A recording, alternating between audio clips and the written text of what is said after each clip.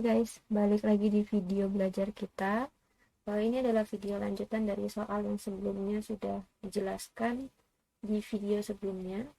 Jadi itu yang kalau yang di video sebelumnya kita sudah membahas untuk soal yang A ya, dimana itu berlaku untuk yang mejanya licin. Nah sekarang kita akan membahas untuk poin yang B dan C. Gitu. Jadi khusus video ini kita B dan C. Misalnya teman-teman lupa, kita masih bisa lihat di atasnya. Nah, kemarin ini yang sudah kita cari. Oke, sekarang kita move on ke poin yang B dan C. Oke, siap ya? Kita mulai. Jadi langkah pertama yang harus dilakukan sama. Ya, kamu tentukan dulu arah lintasan geraknya. Ya, ini kan jelas kalau ada benda dihubungkan dengan tali kemudian digantung, maka ini nanti bendanya akan bergerak seperti ini ya. Nggak mungkin benda B-nya naik, benda A-nya ke kiri, itu nggak mungkin, mustahil. Oke, nah kemudian langkah kedua adalah kita gambarkan diagram gayanya. Oke, di sini ini ada gaya berat, karena benda A kita kasih nama WA, gaya berat benda B kita kasih nama WB. Itu gaya yang harus pertama kali kita gambar biasanya ya. Kemudian karena ini benda A nya menyentuh permukaan meja, maka ada gaya normal, ini ada NA. Untuk benda B tidak ada sentuhan dengan permukaan apapun, jadi nggak ada gaya normal gitu ya. Kemudian di sini karena ada tali, ya di sini ada tegangan tali. Ingat, karena di sini masa katrol itu masih diabaikan, jadi kita hanya menganggap bahwa katrol itu hanya sebagai perantara ya. Jadi di sini tidak perlu dikasih nama T1, T2 karena T-nya sama. Nanti di kelas 11 kalau misalnya katrolnya tidak diabaikan, baru tegangan talinya beda. Oke. Nah, karena sekarang kita ngomongin soal yang B dan C, kebetulan soal B dan C ini adalah permukaan mejanya kasar. Jadi, ada satu gaya yang mungkin berbeda dengan di soal yang A. Ya, di sini ada gaya gesek. Arahnya kemana? Ya, kamu lihat, ini kan benda A bergerak ke kanan. Gaya gesek itu berlawanan dengan arah gerak. Karena dia adalah gaya yang melawan atau menghambat. Jadi, arahnya adalah ke kiri ya. Ini kita kasih nama F dulu kayak gitu. Oke, itu langkah kedua. Sekarang kita ke langkah ketiga. Nah, ini sebenarnya kemarin udah dicari ya, ini apa kita cari lagi. Jadi ini kita cari dulu, cari WA dan WB ya, gaya beratnya. Jadi langsung aja WA itu pasti sama dengan MA kali G, kalau WB itu sama dengan NB kali G ya. Jadi langsung WA ini sama dengan massa A 50. Untuk percepatan gravitasi kita menggunakan G nya adalah 10 meter per second kuadrat, jadi 50 kali 10 WA sama dengan 500 Newton gitu. Oke, untuk WB ya, massa B nya adalah 30, G nya 10, maka WB nya ini adalah 300 Newton. Oke, nah itu dulu. Kemudian, karena ini adalah permukaan meja kasar, maka kita membutuhkan komponen yang namanya adalah gaya normal.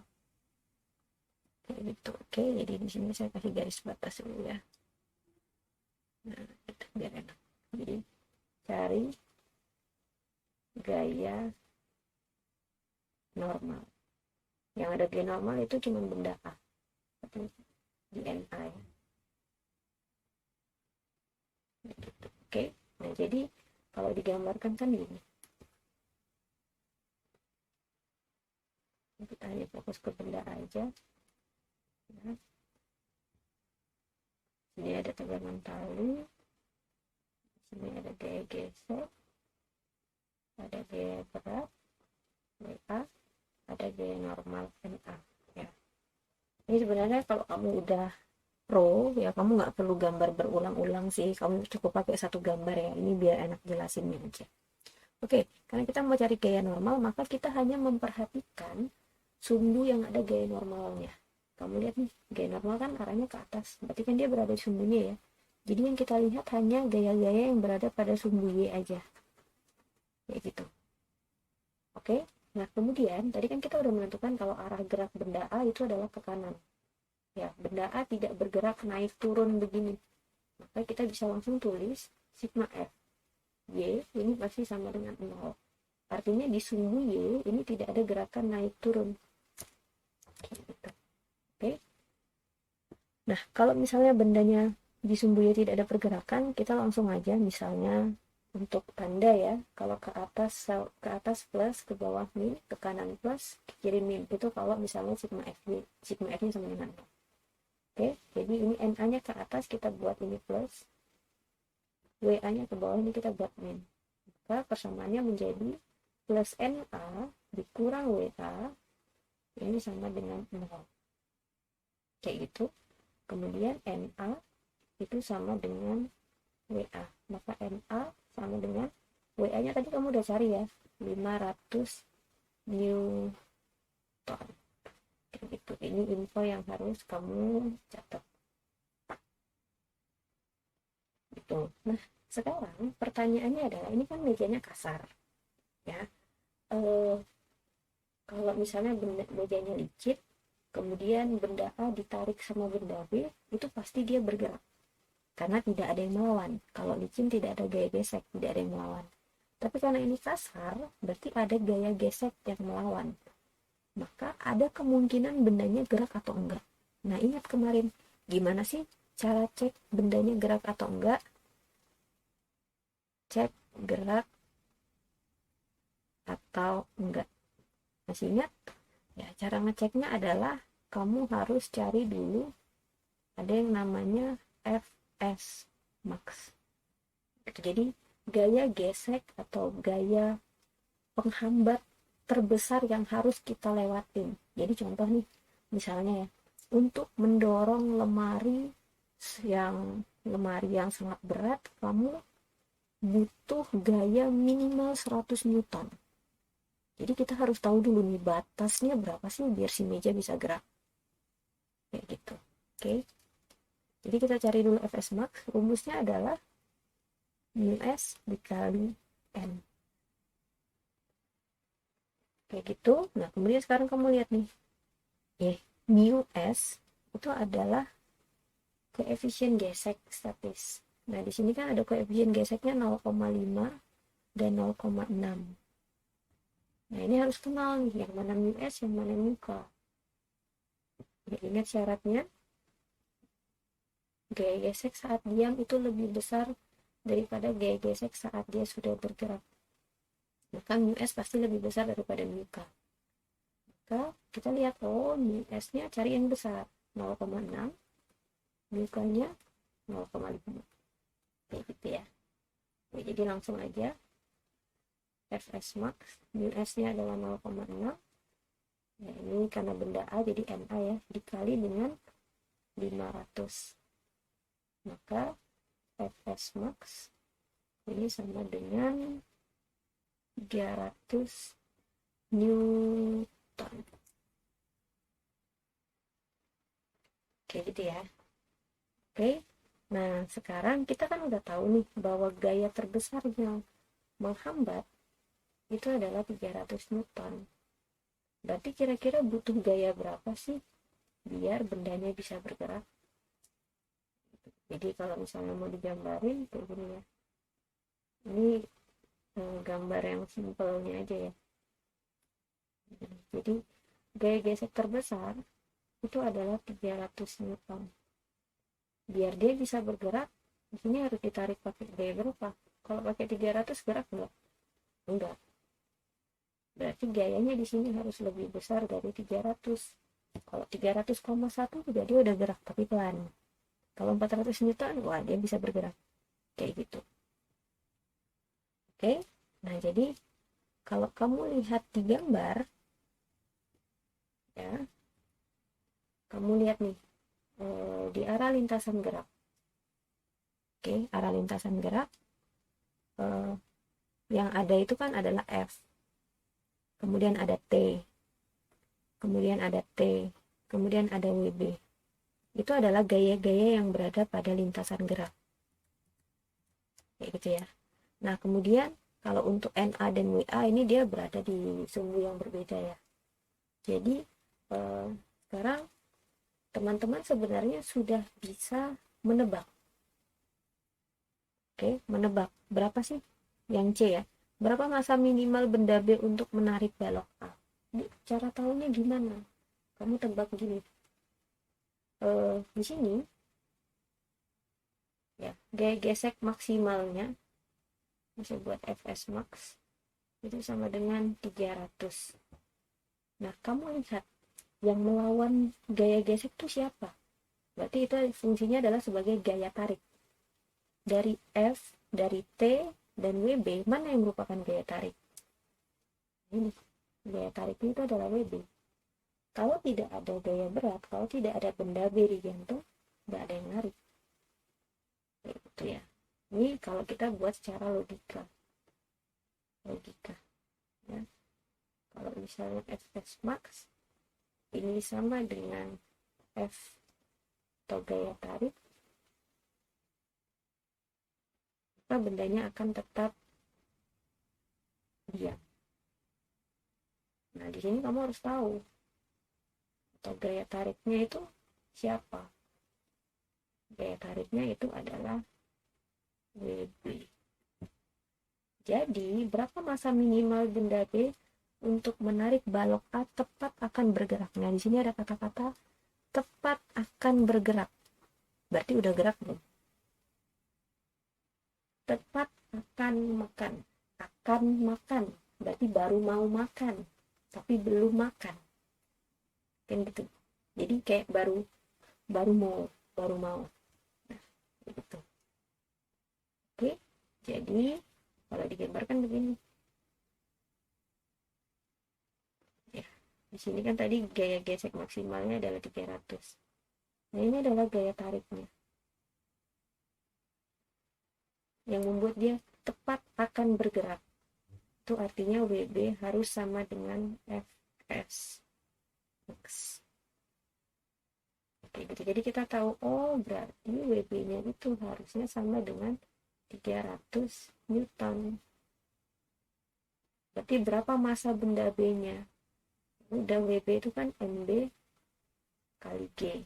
Ini sama dengan 300 ya. MB ini sama dengan 300 per G. G-nya 10 ya. Nah, ini sama dengan 30 kg.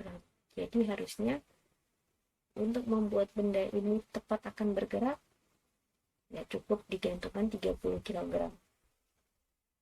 Tapi kalau kamu gantungnya 30,1 kg, bendanya pasti sudah bergerak. Gitu, kalau 30 kg baru akan bergerak, baru ancang-ancang. Gitu. Ya. Ini kalau pakai logika. Nah, sekarang kita pakai cara. Panjang ya. Sahabat ya. Oke, sama kayak di video sebelumnya. Jadi untuk mengerjakan soal ini, karena yang mau kita cari adalah percepatan dan tegangan tali, ya. Jadi kita pakai dua cara. Oke, kita langsung ke cara satu. Oke, analisis keseluruhan ya. Jadi kamu langsung lihat secara keseluruhan. Kayak gitu. Oke, nah sebenarnya untuk menganalisis ini kamu harus tahu dulu, karena ini kan dia kasar ya, kasar. Kamu harus tahu dulu bendanya gerak atau enggak. Kenapa? Karena ini menentukan gaya gesek yang kamu gunakan, ini Fs atau Fk. Gitu. Oke, tadi kan kita udah tahu nih kalau misalnya gaya tariknya adalah gaya gesek maksimalnya 300, kemudian kan WB-nya juga sama dengan 300. Berarti kan bendanya belum gerak ya, baru tepat akan bergerak. Nah, kita di sini bisa tuliskan bahwa Fs max-nya tadi kan sama dengan WB. maka bendanya masih diam. Kenapa? Dan baru akan bergerak, berarti belum bergerak. Maka berapa percepatannya? 0. Udah selesai. Dapat ya A-nya. Itu. Oke, ini kebetulan ya. Kebetulan aja dia diam. Kalau misalnya bergerak nanti beda lagi. Gitu. Oke.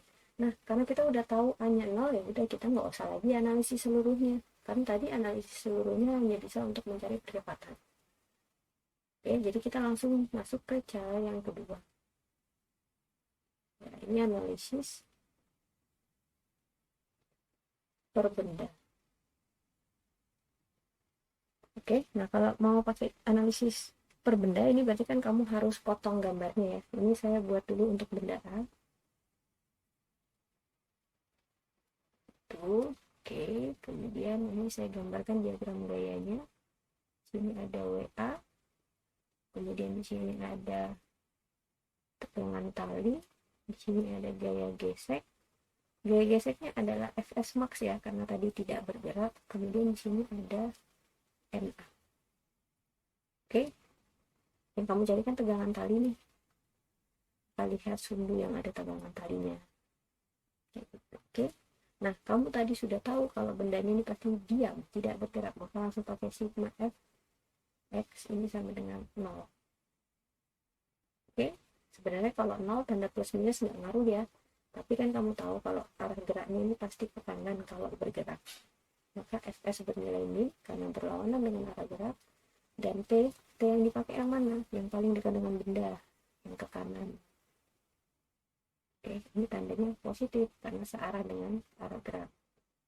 Maka persamaannya bisa kita tuliskan menjadi min Fs max, Fs max ya, ditambah T itu sama dengan 0. Maka T itu sama dengan Fs max. Maka T sama dengan Fs max-nya tadi adalah 300 Newton. Udah deh. Ya. Dengan kamu analisis keseluruhan, kemudian kamu ngecek dia gerak atau enggak, kamu tahu oh dia diam, maka langsung dapat A-nya itu sama dengan 0. Ya, A-nya sama dengan 0. Maka di sini kamu langsung dapat T-nya itu 300. Itu kalau kamu analisis benda A. Boleh nggak Bu saya analisis benda B? Boleh, kita coba. Ya, jadi di sini saya coba gambarkan lagi potongan dari benda B, sistemnya ya. Nah, ini ada WA, ini WB, kemudian ini ada T ya. Ingat arah geraknya kan harusnya ke bawah. Nah, itu kita tentukan tanda plus minus ya. WB searah dengan arah gerak berarti plus. T yang kita pakai adalah yang paling dekat dengan benda. Yang ke atas, ini tandanya min karena berlawanan. Maka kita bisa langsung buat sigma F ini sama dengan 0. Ya, berarti min T plus WB ini sama dengan 0, maka T sama dengan WB. Kan sama T-nya, WB-nya tadi 300 ya. Maka T-nya 300 Newton. Jadi kamu mau pakai cara yang manapun jawabannya sama. Oke, gitu. Oke. Jadi kita bisa tahu ya jawaban untuk yang B. Oke, untuk percepatan. Ya, untuk percepatan nilainya adalah 0. Kemudian untuk tegangan tali nilainya adalah 300 Newton. Kemudian untuk yang C, ya, massa minimal benda B, ini berarti massanya minimal adalah 30 kg. Oke, kalau gitu sampai sini dulu videonya. Memang agak panjang, tapi ini adalah dasar. Teman-teman harus benar-benar memahaminya. Ya, semoga paham. Selamat belajar dan Tuhan memberkati.